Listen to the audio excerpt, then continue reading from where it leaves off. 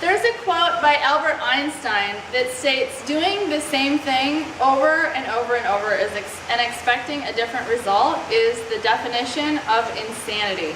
And today I'll be sharing a fairly basic common exercise, but first I'll be sharing why it's so valuable for quickness conditioning specifically, and most importantly, my goal is to empower you with an enhanced ability to troubleshoot common problems that occur with this exercise and in general.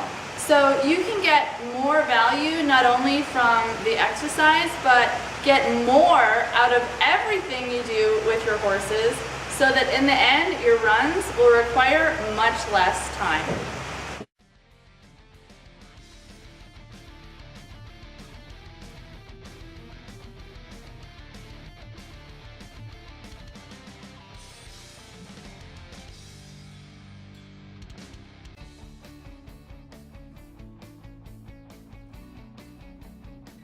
Now, when I started to get really serious about running barrels and had the opportunity to ride with some very high-level professionals, I realized that I would make a practice run but not really be very aware of what my horse and I were doing correctly or incorrectly until the run was over with.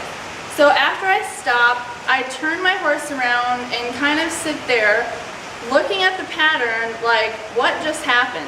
And I'd have to think about and analyze the elements of the run and how my horse and I handled it all after the fact. But truthfully, looking back, I realize now that there were things going on in my runs that were extreme enough that they should have been recognized and dealt with instantly, but I just wasn't advanced enough at the time, and especially I wasn't yet able to quickly think and feel what was going on in the moment in order to correct it in the first place. Now, this skill is certainly something that comes with time and experience, but I know now that as an introvert, I needed to more purposefully devote myself to developing my own mental and physical quickness and confidence as a rider. We addressed that recently, and I'll share some resources below to dive even deeper in that area.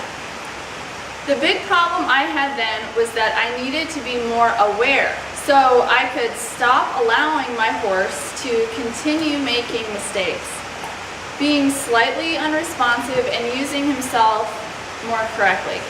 Now, according to most people's standards, these issues at the time were probably pretty subtle, but we must pay attention to subtleties if we are going to win running barrels.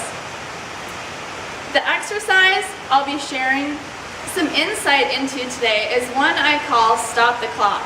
It's exercise 32 in my book, The First 51 Barrel Racing Exercises to Develop a Champion. But again, today I'm going to share troubleshooting tips and do's and don'ts that go well beyond what I was able to do in the 2 pages where it was covered there. To start with, I'll share a diagram of a couple variations of the exercise. This one is super valuable for helping our horses develop more strength, which in turn creates more speed because the body is able to propel itself with more power. What's really great about this exercise in particular is that it involves circling barrels, which is really one of the best ways to prepare our horses physically for barrel racing, which is to simulate and stimulate all the same soft tissues and muscles that will be used in a run. We might incorporate long trotting, for example, to develop and build our horse's air and lung capacity, but it's super important that we incorporate some occasional practice runs as well as exercises like this that even when done at slower speeds, like we'll need to do today in the rain, as long as they are done with good form and with precision, will play a huge part in our horse's physical conditioning for speed. So next I wanted to dive into a couple of the most common roadblocks that get in our way when it comes to utilizing this exercise to create more quickness. The first is that the way in which our horse leaves and accelerates away from each barrel.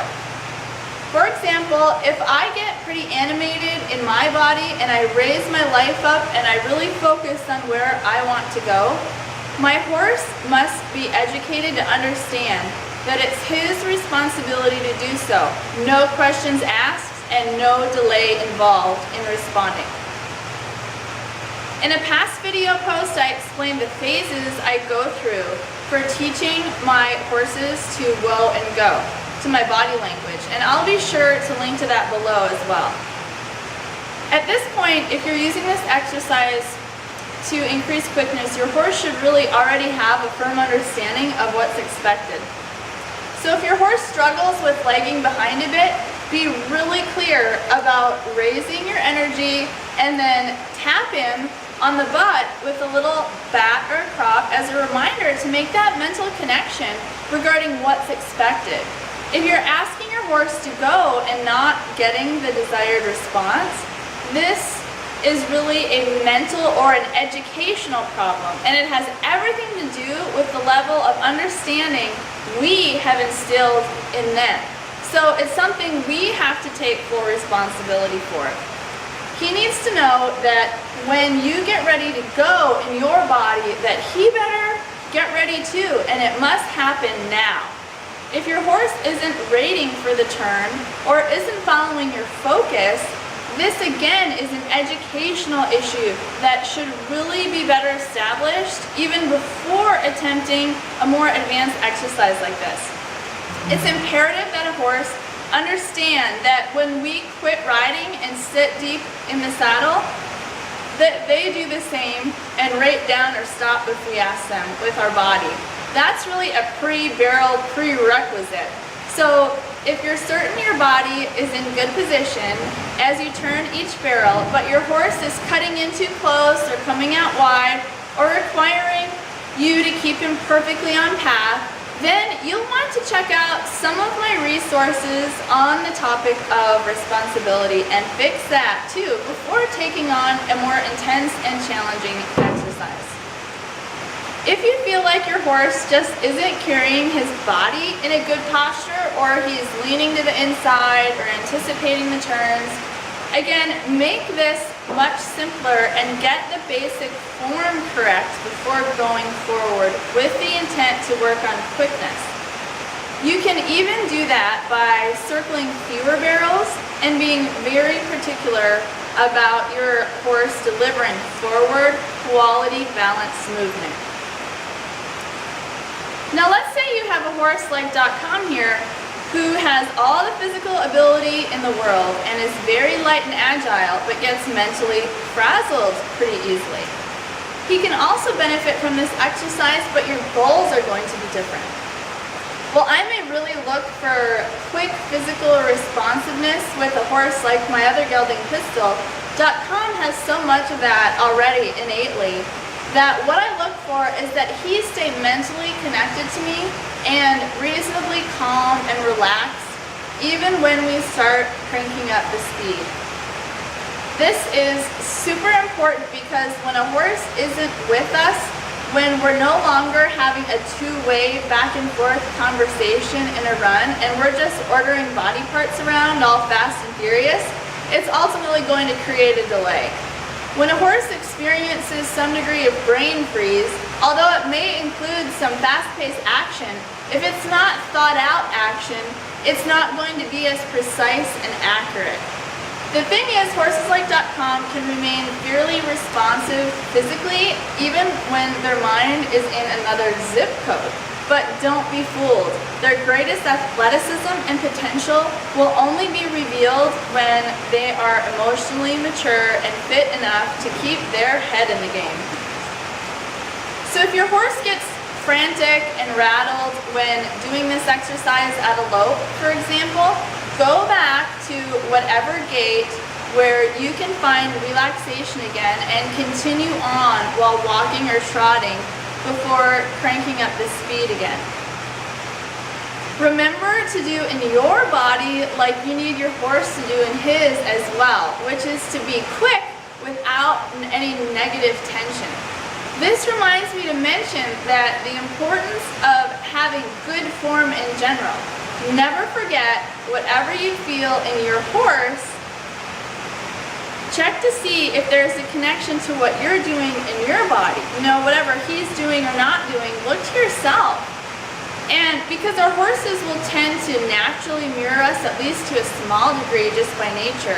But unfortunately, oftentimes they're inadvertently taught by us to ignore our body position. And it doesn't have as much meaning in that case. So we may have to go back and do some re-educating there to remind them to move as we do. What we must remember when it comes to creating more quickness specifically is that doing more exercises the same way isn't necessarily going to get us the results we're after. It's not so much about the exercise. Even if our horses build some physical strength in the process, if the mental and educational component isn't really strong, and if they aren't emotionally fit as we execute these exercises and have the whole package, that thinking responsiveness, we're going to end up with delays on the pattern. So when you have all these components in good shape, it won't matter what exercise or drill you use, you'll be able to constantly improve rather than staying stagnant or neutral, or at worst, regressing. In my book, I mentioned setting the stop the clock exercise up in a 60-foot diameter circle. But for the purpose of creating quickness, you'll want to consider bringing the circle down and making it smaller, which really increases the challenge. You may even want to mix it up and circle every other barrel so that your horse must really be focusing on you and his footwork. In addition, you can use this exercise in preparation for certain competition environments and based on your horse's needs. If your horse tends to anticipate and you'll be running in a small pen, for example, lengthen the barrels out at a further distance apart and really ask for hustle in between and precise timing and form in the turns. Also keep in mind that quality is always better than quantity here. This is a physically demanding exercise, and if your horse gets too tired, he'll tend to get kind of sloppy and move with poor quality form. And it becomes even more likely to get injured. So especially when it comes to conditioning, it's better to execute an exercise than go and walk around and let your horse catch his breath before you do it again, which is just a more effective way to condition his soft tissues. So to bring all this together, let's review a few key points.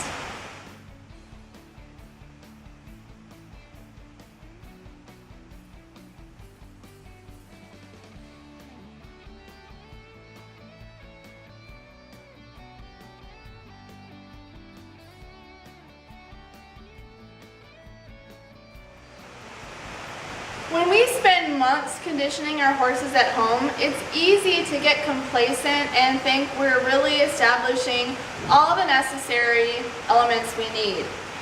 But I encourage you to really think of ways to test and challenge yourself throughout the conditioning process so that your horse isn't just going through the motions as directed by you, which all tends to be really well thought out and planned in advance as we're riding. But that you set him up to understand and test the understanding that there will be times that your horse has to be at a certain point, in a certain way, at a certain time, and get there at a certain speed. That he understands and responds when you communicate a sense of urgency, whether that is to move left or right, like we went through in the side passing exercise in the recent lead change video, or forward and backward, like legendary horseman Tom Dorrance once said, when you get that horse right, you should be able to ask him to go up a telephone pole or down a badger hole. If you test yourself and realize you're not quite there yet, it's not a biggie. You're just now empowered to know what you need to work on. I hope this video has helped you in that process. Thanks for joining me, and I'll see you next time.